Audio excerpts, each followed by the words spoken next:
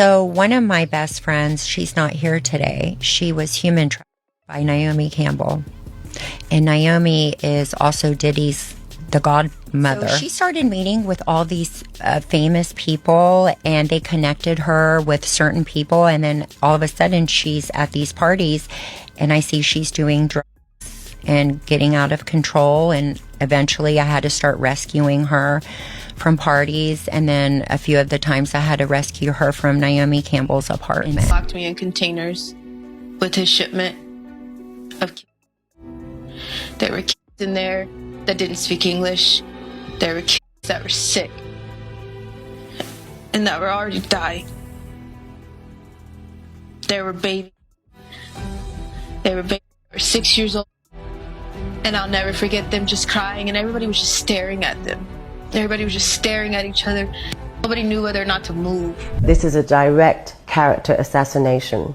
I've always said that I'm not a saint, that I am a work in progress, but I will not be held hostage by my past. What he's done. Ali Carter just went off on Naomi Campbell big time and exposed multiple never-before-seen infos of her doing some nasty things at her private island. People have been speculating about that island for a very long time because of the demonic symbolisms it has, and Naomi's documented close connections to the shadiest people you can think of. All the way from Diddy, Epstein, Harvey Weinstein, corrupt African politicians, and even running a fake charity organization. Apparently, she has allegedly been shipping unsuspecting women from Africa into Europe with the promise of a modeling recruitment, only for them to be dragged into years of freak-offs. Ali Carter has been one of the loudest person who is exposing not only how people are treated in the industry, but she has also been exposing real rituals, symbols, and witchcraft that all these powerful people partake in to keep themselves on top. In fact, for decades, Hollywood has been plagued with all sorts of conspiracy theories about celebs making deals with the devil,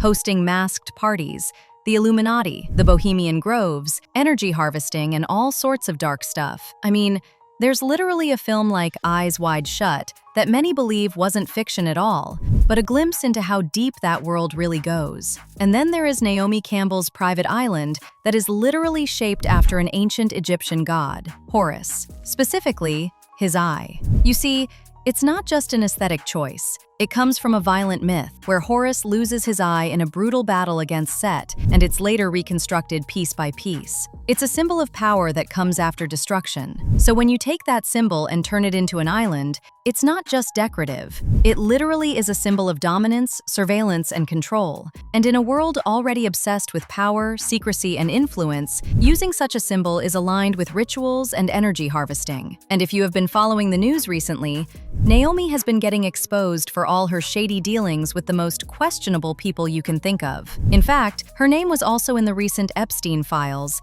and as expected, she was up to no good. According to documents released by the DOJ, Naomi showed up in Epstein's flight logs, and her name was tied to his island as well. One report indicated she took 5 trips on the Lolita Express in 2001 and 2003, 2 of which originated from the U.S. Virgin Islands, where Epstein owned property notorious for wild parties, with a couple of the flights heading toward the Sao Paulo area in Brazil. Jeffrey was also a regular presence at Victoria's Secret shows, and the two were frequently spotted leaving together. Naomi's account is that she had no idea who Epstein was until her ex-boyfriend, Flavio Briatore, introduced them at her 31st birthday party in 2001. I was introduced to him on my 31st birthday by my ex-boyfriend Flavio. He was always front and center at Victoria's Secret shows. Did you suspect what he was doing? No. And what he's done is indefensible. And when I heard of what he'd done, it sickened me to my stomach, just like everybody else. Because I've had my fair share of predators, and thank God that I had good people around me that protected me from this. I mean, right now I stand with the victims.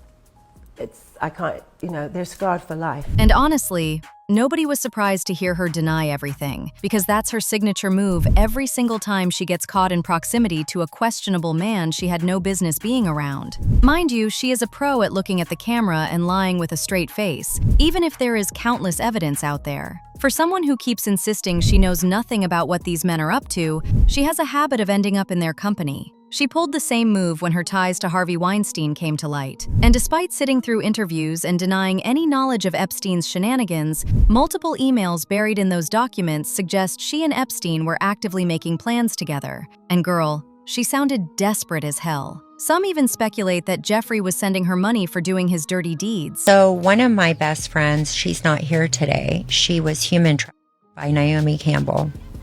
And Naomi is also Diddy's the godmother. So she started meeting with all these famous people, and they connected her with certain people. And then all of a sudden she's at these parties, and I see she's doing drugs and getting out of control. And eventually I had to start rescuing her from parties. And then a few of the times I had to rescue her from Naomi Campbell's apartment, sleep over. And then I would pick her up and bring her to her apartment because she was so high on drugs. What kind of drugs was she doing? Everything. She had they provide the drug to you.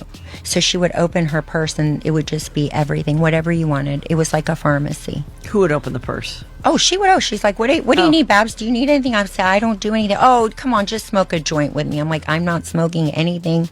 I didn't trust her anymore either. On top of that, videos resurfaced of her recruiting women under the guise of modeling opportunities. Mind you, none of these women ever actually walked a runway. What happened to those women is something nobody seems to have a clear answer to. There were also clips of her doing charity work in Kenya, which people are now looking at with a very different set of eyes. Mind you, Ali Carter has said again and again that there are actual tapes that can prove everything she has been saying. Allegedly, there's also evidence against Naomi too. Now, it's unclear where exactly Ali got this information from, but according to her, this is why Naomi was gifted that 25-bedroom Egyptian Eye of Horus mansion her ex-boyfriend, Russian billionaire Vladislav Doronin, reportedly gifted her for her 41st birthday. That island has come up repeatedly in Epstein discussions, with people alleging it may have been used to perform all sorts of acts. Apparently, these tapes are the reason why she's not been suppressed out by the elites. Of course, I cannot confirm or deny the allegations Ali Carter made, but all I can say is she has been pretty spot on about the things that were happening at Epstein's Island way before the files came out. So it's really not that surprising that people are taking her seriously. In fact, she claims she was sent there too when she was just 15. 4-year-olds that people take pride in sticking bars of children. I don't think people are going to be able to stomach the fact that people tie 2, 3, 4, 5-year-olds to horse stables and have horses and dogs with them, and then they get off on that. I don't think people are going to be able to stomach the fact that people hang upside down in satanic ritual meetings, and they literally hang them. Literally, by metal prongs, they hang them to get dripping out of them, and people go up under and like you're under a rainfall to take their blood. And things are only getting messier for Naomi. Recently, a video surfaced of American-based Kenyan influencer Elsa Majimbo calling Naomi out for pulling her into her circle and repeatedly trying to set her up with wealthy older men. Once Elsa figured out what was going on, she made it clear she wanted no part of it. That apparently did not sit well with Naomi, who allegedly had her blackballed from the industry. Keep in mind, Elsa was only 19 at the time and was just getting her start. Not only that, Elsa hasn't been the same since that incident. Just one look at her Instagram, and you can clearly see that she's lost her spark. Naomi was coming to Nairobi to do some shopping. She was on holiday, but on a remote place. So she was in Nairobi doing shopping. And I texted her and she told me she's in Nairobi. So I was so excited to meet her. She was the first celebrity I was ever going to meet. Guys, I was through the roof. She texted me, she was like, hey, I'm here. She texted me the location. I went directly. I went with my brother. So my brother and I, we met her, we did some shopping. And as we're shopping, she's like, oh, you know, the plane that's taking us back actually has a couple more seats. Do you and your brother want to join us on holiday? Hell yes. So I was like, oh, that would be so lovely. She introduced me to a couple of people in Hollywood. She was on vacation, were coming to Nairobi after the vacation. They were staying at the Kempinski. So I went to see them at the Kempinski when the whole thing was over. So I sat down with them, I was talking to one of them, and one of them was like, oh, it's so, like, how did you meet Naomi? And I was like, oh, no, I texted her on Instagram, blah, blah. And she was like, oh, yeah, she told us, like, she made you and she built you and she made your career. And I was like, what? No, that's not what happened. And I was like, you mean like helped me and like promoted me? And she was like, no, like what you have is because of her. And I was like, oh yeah, no, that didn't happen. Time goes by. March 2022. We have jumped into March 2022. I get a phone call. My phone is ringing. Naomi Campbell. Oh, so I pick up. I'm like, hey sis, like how are you? How are you doing? And she's like, Elsa, how dare you? Oh! So I'm in shock, right? I'm in shock. I don't know what's going on. She was like, this is the last time I'm speaking to you. Have a nice life. And she hung up.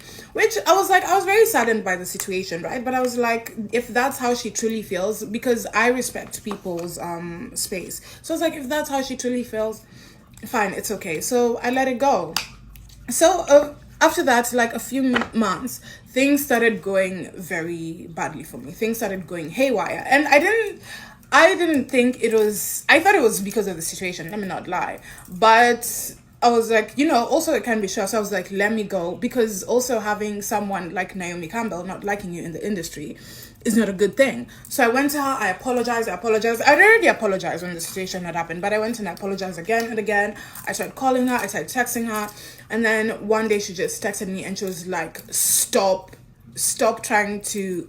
calling me. I have a child to take care of. So after that, I just said, okay, there's nothing I can do about it. I started drinking. That's why I even quit alcohol. I started drinking. I started drinking a lot. Yeah. And then, because I wasn't sure why things were going so wrong and I couldn't put my finger on it. And then a few months later, I met Edward Enifel at a party, and Edward Enifel is one of, oh my goodness, he's one of the people I adore the most. So I was like, oh my goodness, that's Edward, I have to go say hi. So I'm like, hey Edward, I'm such a big fan. And he looks at me, he's like, I know you. And then he said something that made me think the situation with Naomi was causing like some of the trials and tribulations I was currently going. And Epstein isn't even the only shady situation Naomi has found herself tangled up in. Back in 2010, she was called to testify against former Liberian President Charles Taylor after he gifted her blood diamonds during a stay at Nelson Mandela's home in South Africa. For context, Charles was arrested in 2006 and charged with arming Sierra Leone's Revolutionary United Front rebels during the civil war that ran from 1991 to 2002. He trained and directed rebels responsible for horrific attacks on civilians, including removing the hands and legs of innocent people. The diamonds he eventually gave Naomi were among the resources he accumulated while all of this was happening. When the story first broke, Naomi denied everything and actually walked out of an interview over it. But when she was summoned to court, she changed her tune and admitted she did receive diamonds that were delivered by two men she didn't know, who showed up at her door in the middle of the night. She also claimed she never kept them and donated them to charity instead. You received a diamond from Charles. I didn't receive a diamond, and I'm not going to speak about that. Thank you very much. And I'm not here for that. Well, we've been told that you didn't help the prosecution sort of in this very important case. Sorry. Thank you so much. Sorry. Goodbye. But what she told ABC News was a lie. She did receive diamonds from Taylor, as she acknowledged under oath today, describing a bizarre middle-of-the-night scene outside her bedroom. When I was sleeping, I had a knock at my door, and I opened my door, and two men were there and gave me a pouch and said, "A gift for you." Did you ask them who they were? No. I was extremely tired.